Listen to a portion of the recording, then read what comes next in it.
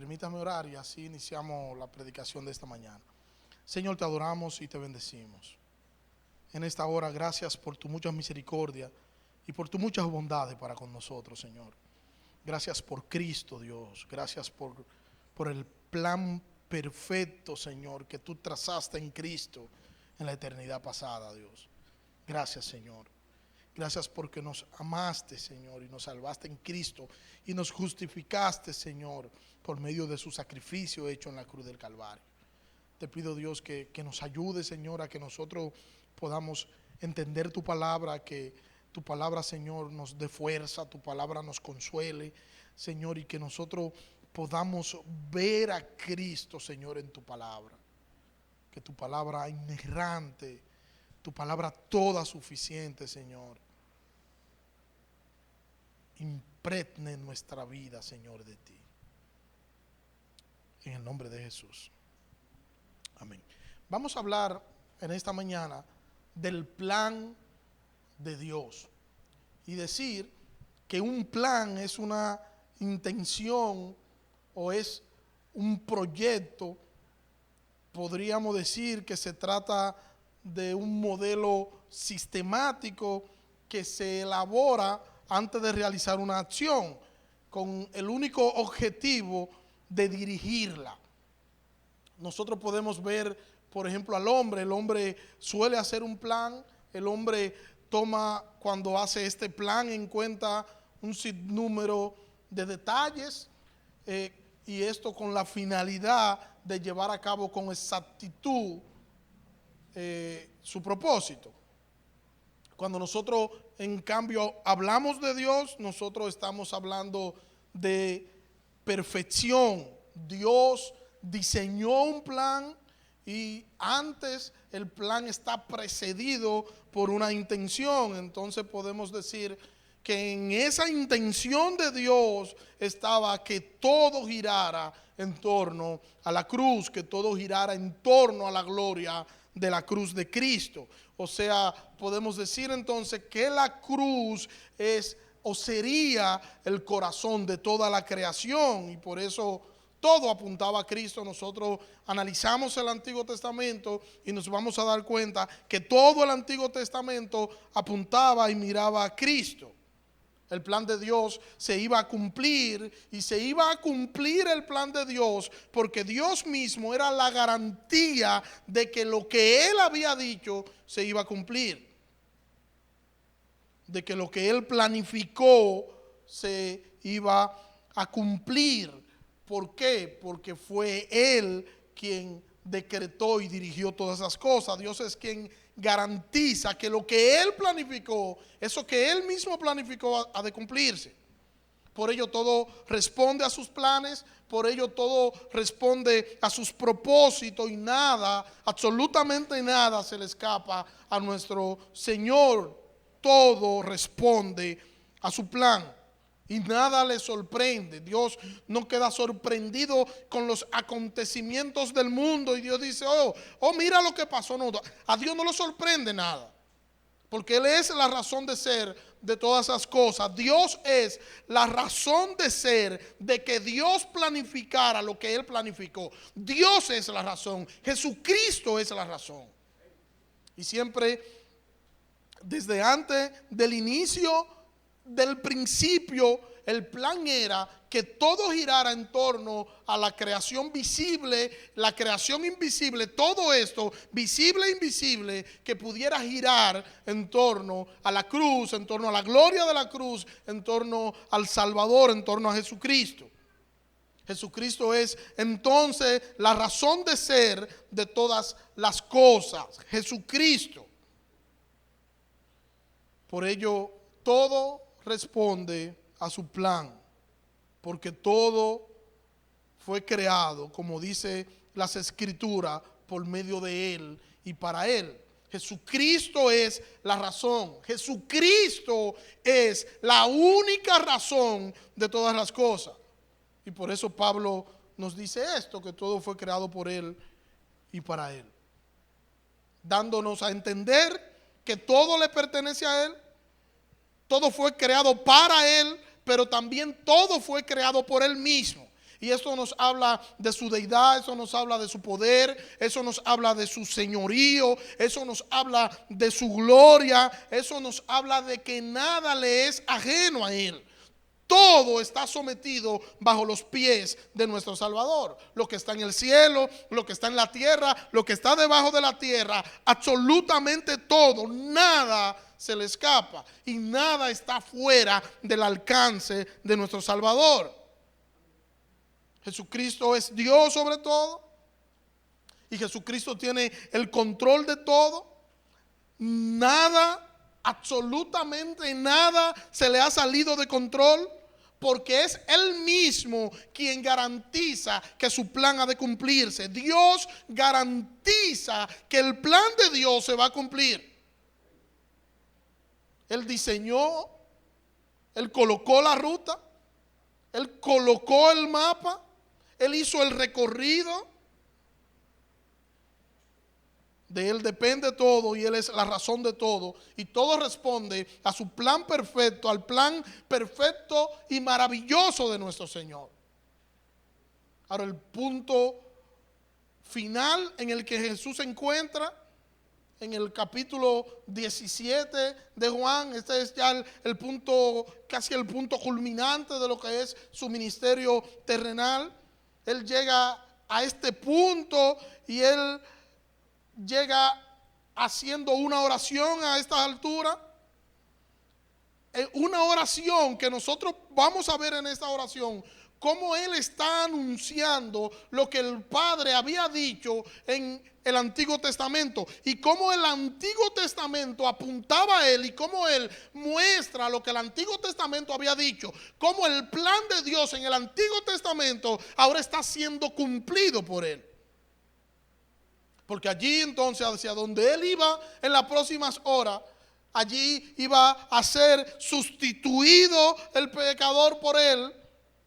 Y el Padre había escogido en la eternidad pasada a esos pecadores que Él iba a sustituir para salvarlo en Cristo y justificarlo en Él. En pocas horas retumbaría desde una cruz: consumado es. Y ahora, en este tiempo antes de la crucifixión en que Jesús se encuentra en el capítulo 17, vamos a ver cómo Jesús está hablándole a sus discípulos, cómo los discípulos suelen decir que entienden lo que Jesús está diciendo, cómo están ellos maravillados, cómo están ellos alborotados, porque están, según ellos, entendiendo claramente lo que Jesús les está diciendo, cuando ya nosotros desde aquí sabemos que no estaban entendiendo claramente, que estaban viendo simplemente un punto al final, un destello de la luz, porque ellos iban a ver claramente, realmente, cuando el Espíritu Santo sea manifestado en el libro de los Hechos. Pero Jesús está en una fase final y Jesús está dándole fortaleza. Y ahora en este capítulo 17 entramos a una oración de Jesús. Y en medio de esta oración, de Jesús, nosotros vamos a ver el plan de Dios cumplirse en la vida de nuestro Salvador. Mire el texto de Juan capítulo 17, vamos a leer desde el versículo 1 al 5, aunque es solo del 4 al 5, pero para que tengamos todo el contexto. Desde el versículo 1, estas cosas habló Jesús y alzando los ojos al cielo dijo: Padre, la hora ha llegado, glorifica a tu Hijo para que el Hijo te glorifique a ti. Por cuanto le diste autoridad sobre todo ser humano para que dé vida eterna a todo lo que le has dado. Y esta es la vida eterna, que te conozcan a ti, el único Dios verdadero, y a Jesucristo a quien has enviado. Yo te glorifiqué en la tierra, habiendo terminado la obra que me diste que hiciera. Y ahora glorifícame tú, Padre, junto a ti, con la gloria que tenía contigo antes que el mundo existiera.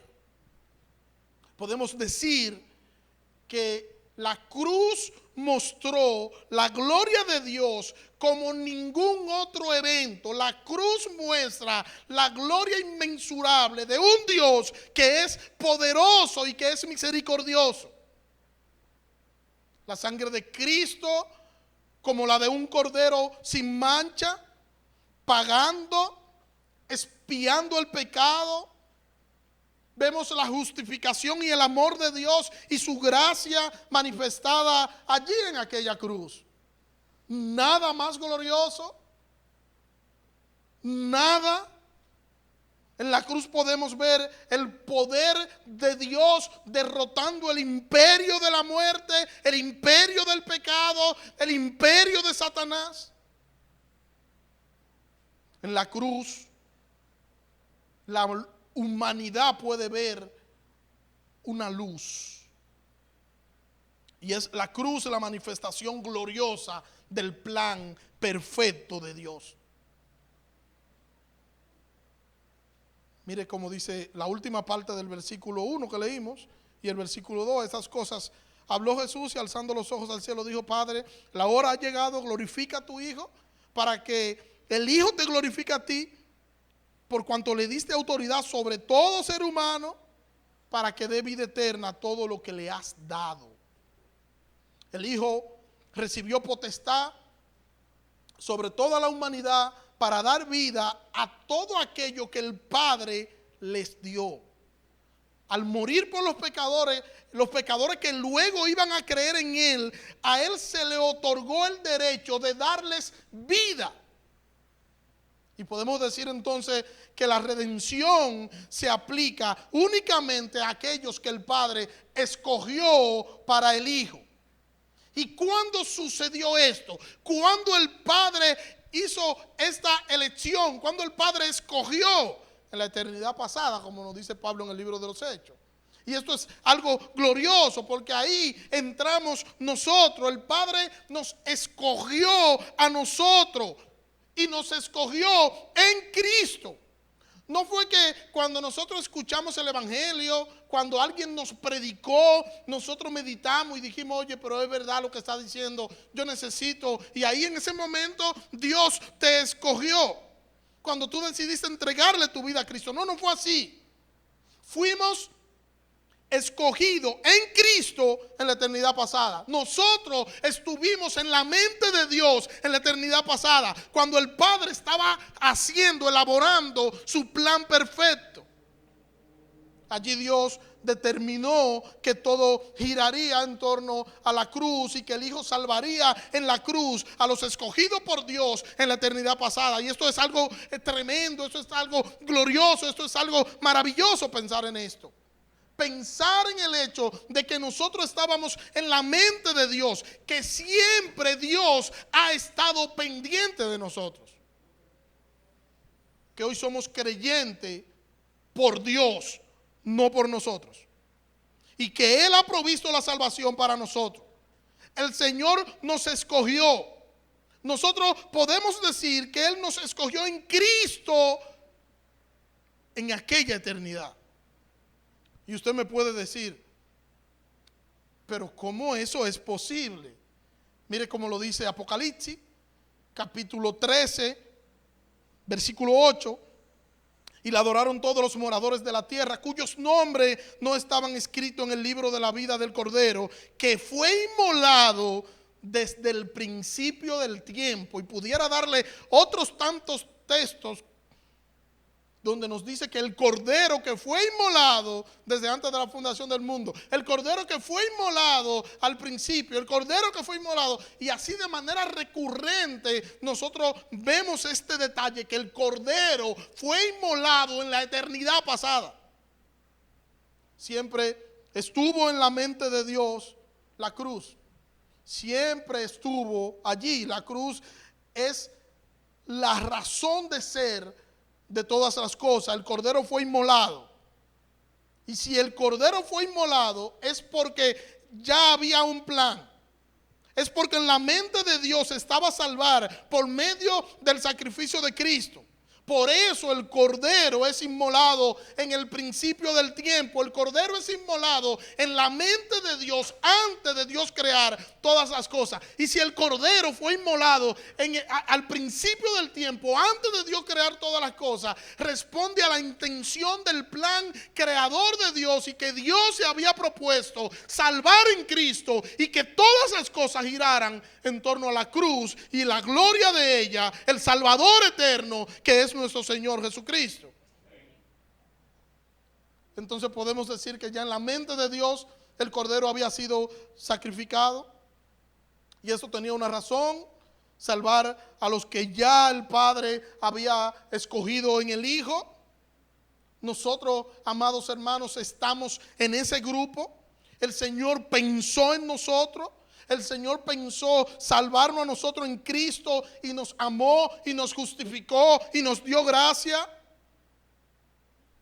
Si Dios entregó a Cristo por nosotros, Dios entregó lo más valioso y lo más hermoso y lo más preciado que había en el cielo, lo mejor que había en el cielo, y lo mejor que hay en el cielo es Dios mismo, por amor a nosotros.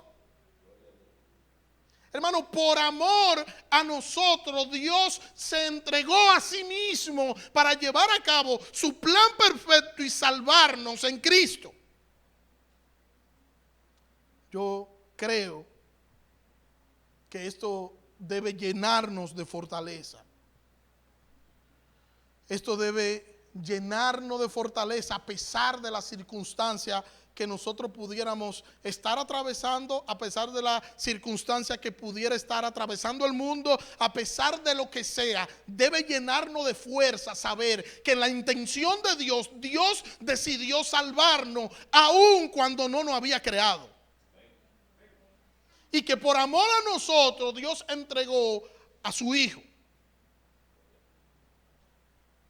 ¿Cree usted que ese Dios que tuvo ese plan, ese Dios que creó todas las cosas con una finalidad marcada, con un propósito marcado, usted cree que nos dejará a nosotros en medio de cualquier crisis, que nos dejará a nosotros en medio de cualquier dificultad, que nos dejará a nosotros en medio de cualquier circunstancia? No, porque nosotros estamos dentro del plan de nuestro Salvador, estamos en el centro de su voluntad.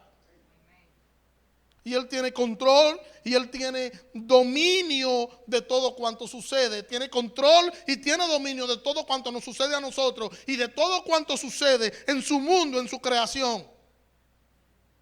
Y los hechos del mundo y los hechos de la iglesia apuntan a la gloria de Dios, apuntan a la gloria del Salvador, apuntan a la gloria de Cristo. Sabiendo que tenemos nosotros un Dios poderoso, necesitamos descansar en Él, necesitamos confiar en Él. Nuestro Señor es todopoderoso, nada se escapa de sus manos. Cuando nosotros estemos ante situaciones difíciles, ante situaciones que para nosotros sean complejas, no olvidemos que nosotros tenemos que glorificar su nombre sin importar la situación en la que nosotros nos encontremos, que tenemos que centrarnos en Cristo y que las cosas deberían girar en torno a Cristo y su gloria y no en torno a nosotros. Y que debe ser Cristo nuestra razón de ser. Que nuestro interés debería ser agradar a Cristo. Que debería ser nosotros tratar de entender que nosotros deberíamos centrarnos en el reino de Dios, tal y como Cristo lo dice finalizando el sermón del monte. Buscad primeramente el reino de Dios y su justicia, y todas las demás cosas serán añadidas. Que tenemos que dejar de vivir la vida como si es lo único que nosotros tenemos, esta vida. Que tenemos que dejar de comportarnos como si nosotros no tuviésemos esperanza. Y tenemos que comenzar a creer y creer lo que decimos, porque muchas veces nosotros hablamos de un Dios poderoso, hablamos de un Dios de promesa, de un Dios de gracia, pero vivimos como si nosotros le sirviéramos a un tirano. Tenemos que comenzar a vivir las Escrituras. Y tenemos que entender que lo más importante no es como nosotros nos sintamos. Lo más importante es que nosotros podamos agradar a nuestro Señor y Salvador Jesucristo con nuestras acciones y que nosotros podamos vivir conforme a su palabra. Tenemos que dejar de centrarnos en nosotros mismos, porque todo lo que nosotros hacemos debería ser para agradar a nuestro Señor. Necesitamos entender que nuestro Señor es poderoso y que nuestro Señor orquestó todas las cosas para Él cumplir su propósito. Que su Hijo murió en la cruz como expiación por los pecados, por mis pecados. Que las cosas no suceden al azar y punto. Que no fue una explosión cósmica lo que dio origen a la creación. No, que hay un Dios eterno y poderoso y que ese es mi Dios y ese es mi Salvador. Es que el poderoso y todo suficiente Salvador que nosotros tenemos hace que las cosas giren en torno a su voluntad. ¿Tiene Él poder para eso? Lo creó todo con el poder de su boca. Él tiene control de todo. Nada se le escapa. Por ello nosotros no deberíamos vivir atemorizados. No deberíamos vivir aterrados y sin paz. Tenemos un Salvador extraordinario, todo suficiente, poderoso, único. Jesucristo es lo único que nosotros necesitamos en esta vida para nosotros vivir una vida victoriosa y triunfante. No necesitamos nada más. Jesucristo es suficiente. Es Él lo que nosotros necesitamos. Y nosotros somos suyos. Nosotros somos su propiedad y Él tiene cuidado de nosotros aun cuando no lo parezca. Nos cuida como la niña de sus ojos y nos garantiza victoria y nos garantiza su permanencia en nosotros por medio de su Espíritu Santo. Por ende, Jesucristo debería ser el deleite del creyente, nuestra razón, nuestro más preciado tesoro, aquel tesoro que nosotros añoramos, aquel tesoro que nosotros cuidamos. Él nos amó de tal manera que murió por nosotros en una cruz, que nos sustituyó a nosotros en una cruz. Ese es nuestro Dios, ese es nuestro Salvador. Versículo 3. Y esta es la vida eterna, que te conozcan a ti, el único Dios verdadero, y a Jesucristo a quien tú has enviado. La vida eterna solo la tienen aquellos que reconocen a Dios como el único Dios verdadero. Y para poder conocer a Dios como el único Dios verdadero, hay un solo camino, y ese camino se llama Jesucristo. Solo a través de Jesucristo se puede conocer al Padre. Él es el camino, Él es la verdad, Él es la vida. Nadie va al Padre si no es por medio del Hijo. Y todo el que está unido al Hijo, todo el que está unido a Cristo, este tiene vida eterna. Mire cómo dice Gálatas capítulo 2 versículo 20. Con Cristo estoy juntamente crucificado, y ya no vivo yo, mas vive Cristo en mí. Y lo que ahora vivo en la carne, lo vivo en la fe del Hijo de Dios, el cual me amó y se entregó a sí mismo por mí. Y podemos decir que cada creyente participa de manera espiritual en lo que es la crucifixión de Cristo. Pablo dice que ya no vivo yo. O sea, que ahora lo que antes a mí me gustaba, ya no debería deleitarme, lo que está diciendo Pablo, porque ahora Jesucristo es quien vive en mí. Las cosas espirituales son las cosas que deberían apasionarme. Jesucristo debería ser mi razón. El creyente que es ahora una nueva criatura debería centrar su vida en vivir para la gloria de Cristo. El creyente es ahora una fuente de donde emanan las cosas de Cristo, ya no debería decir palabras descompuestas, ya no debería hablar mentira, ya no debería deleitarse en el pecado, ya no debería ser un chismoso, ya no debería ser un pendenciero, ya no debería ser un borrachón que se deleita en sus vicios, ya no debería ser un degenerado pervertido, no. Ya no debería ser una persona conflictiva, ya no debería ser una persona centrada en sí mismo, egocéntrica, ególatra. Ahora es una nueva criatura y ahora sus intereses deberían ser los intereses de Dios. Sus intereses deberían ser los intereses del reino de Dios. Ahora debería centrar su vida en la palabra de Dios.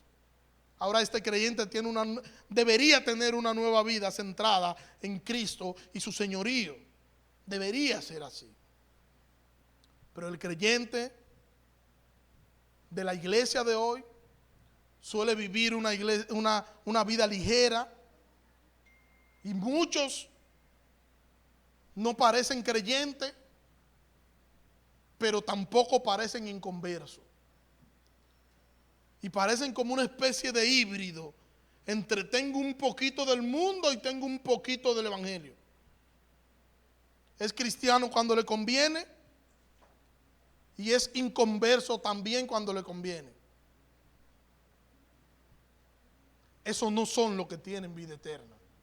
Los que tienen vida eterna son aquellos que han rendido su vida, que han depositado su vida en Cristo y que Cristo es su Rey y Señor, y ellos están sometidos al señorío de Cristo y viven y obedecen la palabra de Dios y se rigen de ella, y es la palabra de Dios su estándar de fe y de conducta.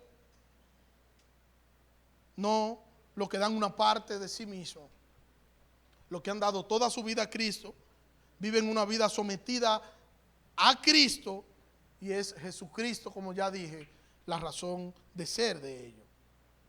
Pero Cristo no es la razón de ser de ellos porque ellos dicen que Cristo es la razón de ser de ellos.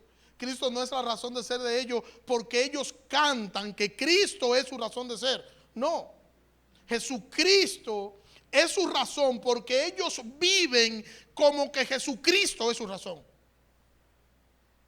Cuando llegan la tormenta, oran. Cuando llega el día malo, oran. Cuando llegan los días tensos, la tensión, ellos oran. Cuando quieren dirección, van a las escrituras de manera rutinaria y saben que dependen del Señor y que ellos están donde están y son lo que son por pura gracia, y que nadie es más privilegiado que ellos, que han sido escogidos por Dios para salvación. Nosotros tenemos un gran privilegio, y desde ya nosotros disfrutamos de la vida eterna que Cristo nos ofreció. Disfrutamos nuestra relación con Cristo, disfrutamos nuestra relación con nuestro Señor, y deberíamos depender de esa relación de Cristo el creyente. Yo, Cristo, Cristo el creyente. Esa relación íntima entre el creyente y Cristo, de esa relación debería depender todo lo que es el creyente. Porque eso nos hace ver que somos más pecadores de lo que nosotros decimos, que no somos tan buenos como nosotros decimos muchas veces, y que somos menos dependientes de Dios de lo que nosotros decimos. Que nosotros necesitamos reconocer ambas cosas. Necesitamos reconocer que dependemos de Dios, y necesitamos reconocer que no somos tan buenos ni como parecemos ni como decimos. Porque en la medida que yo reconozco mi bajeza, en esa misma medida voy a reconocer el valor de Cristo para mí. Yo, un inservible pecador, moribundo, culpable, pero Jesucristo, Dios, se hizo hombre y vino a darme vida, vino a darme gracia que yo merecía castigo, pero Él me dio misericordia. Yo merecía morir por mi deuda con la justicia divina, pero Él pagó por mí. pagó mi deuda para que yo sea salvado al ser justificado por sus méritos, no por los míos. Versículo 4.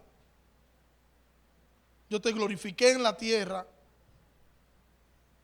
habiendo terminado la obra que me diste que hiciera.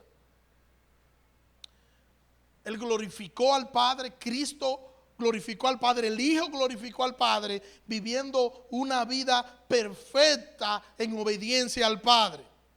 La obediencia es el resultado del amor del Hijo hacia el Padre. Y obediencia debería ser el resultado del amor del creyente a su Salvador. ¿Obediencia a quién? Obediencia a su palabra, a vivir una vida que agrade a nuestro Salvador. Y eso lo conseguimos viviendo conforme a su palabra. Versículo 5. Y ahora, glorifícame tú, Padre, junto a ti, con la gloria que tenía contigo antes que el mundo existiera. Al llegar ya el final de su obra, él sabía que sería exaltado.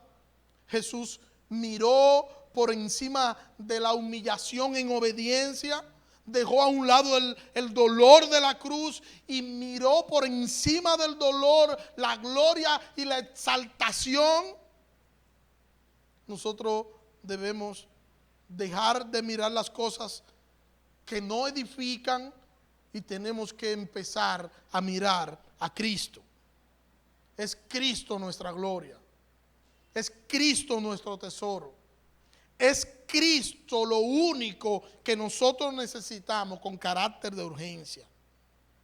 Y Cristo nos dejó ejemplo y Él miró por encima del dolor, Él miró por encima del dolor y miró la exaltación. Y nosotros, al igual que Él, deberíamos mirar por encima de los momentos de dolor que nos toquen pasar y mirar la gloria de nuestro Salvador, mirar la gloria de Cristo. Y mirar cómo estamos glorificándolo en medio de las distintas situaciones que nos toque vivir. Miremos a Cristo, hermano. Glorifiquemos su nombre. Que aún en las dificultades, nada nos va a generar más paz que vivir para su gloria. Nada nos va a generar más paz que nosotros en medio del dolor y en medio de las dificultades, nosotros entender que estamos pasando y atravesando todo eso, pero no estamos en un trayecto donde nosotros estamos caminando dependiendo de circunstancias ni dependiendo de nuestras fuerzas, sino que aunque no lo parezca y aunque no se vea, nuestro poderoso Salvador está con nosotros, va delante de nosotros como un poderoso gigante. Mire cómo Pablo nos habla de la exaltación que vio Cristo. Mientras todos estaban llorando porque Él iba para la cruz, mientras los discípulos estaban preocupados porque lo iban a perder, mientras muchos se burlaban de Él mientras Él estaba en la cruz, Cristo no miró el dolor, Cristo no miró la burla, Cristo no miró la humillación, sino que Cristo miró por encima de eso. Y Cristo miró la exaltación. Filipenses capítulo 5. Capítulo 2, perdón, versículo 5 al versículo 9.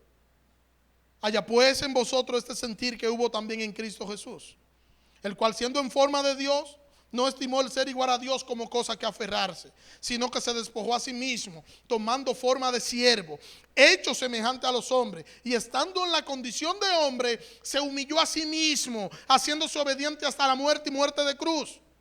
Por lo cual Dios también le exaltó hasta lo sumo y le dio un nombre que es sobre todo nombre, para que en el nombre de Jesús se doble toda rodilla de los que están en el cielo, en la tierra y debajo de la tierra, y toda lengua confiese que Jesucristo es el Señor, para gloria de Dios Padre. Esa es la gloria que Jesús estaba mirando, y Jesús miró por encima del dolor para mirar el momento de la exaltación. No vamos a tener gloria sin dolor, porque el Salvador no tuvo gloria sin dolor. Y no seremos exaltados si primero no glorificamos al Señor en todo nuestro accionar, aunque esto implique sufrir, porque el sufrimiento, porque el dolor es parte también del paquete. Aprendamos, amados hermanos, que tenemos un Salvador glorioso, que tenemos un Salvador que es todopoderoso, que tenemos un Salvador que nos escogió, que el Padre nos escogió en Él, aun cuando el Padre estaba planificando lo que iba a hacer en la intención creadora de Dios. Allí fuimos escogidos por Dios. Y si fuimos escogidos por Dios, aún antes de Dios crear todas esas cosas, ¿cree usted que Dios nos abandonará a nuestro parecer? Dios tiene cuidado de nosotros. Nosotros estamos en el centro de su voluntad. Nosotros somos sus hijos. Nosotros fuimos comprados a precio de sangre. Y no importa lo que pueda estar pasando con nosotros, nosotros solo debemos hacer una sola cosa, y esa sola cosa es mirar a Cristo. Mirar a Cristo en medio de la crisis, mirar a Cristo en medio del dolor, mirar a Cristo en medio de las pruebas, mirar a Cristo en medio de las dificultades, mirar a Cristo, mirar a Cristo, mirar a Cristo, mirar a Cristo, porque esa es nuestra gloria. Mirar a Cristo, nuestra mayor satisfacción, nuestro mayor deleite, nuestro mayor consuelo se llama Jesucristo, y nosotros deberíamos descansar plenamente en su providencia y en su gracia. Que el Señor nos ayude a que nosotros podamos hacer así. Oremos. Señor, gracias. Gracias por tu palabra, Dios. Te pido que nos perdones, Señor. Perdónanos porque a veces la tensión, las cosas que pasamos en el día a día, a veces no nos deja contemplar la gloria de nuestro Salvador.